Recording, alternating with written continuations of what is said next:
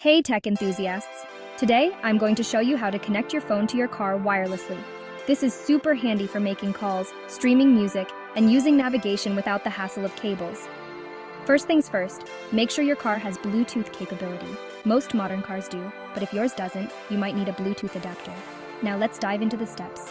Step 1. Turn on your car and enable the Bluetooth feature. This is usually found in the settings menu of your car's infotainment system. Sometimes, you'll see a Bluetooth icon on the main screen. Next, grab your phone and go into the Bluetooth settings.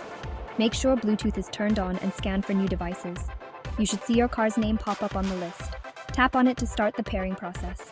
Now here comes the important part. Your car might display a code on the screen. Make sure this matches the code on your phone. If everything looks good, confirm the pairing on both your phone and car. Some cars might ask you to allow access to your contacts and messages. This is useful for hands-free calling and text messaging, so go ahead and allow it. And that's pretty much it. Within a few seconds, your phone should be connected wirelessly to your car.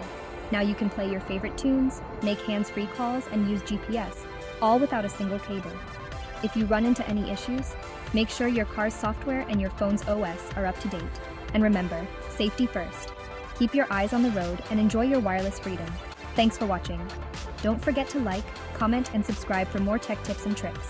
See you in the next one.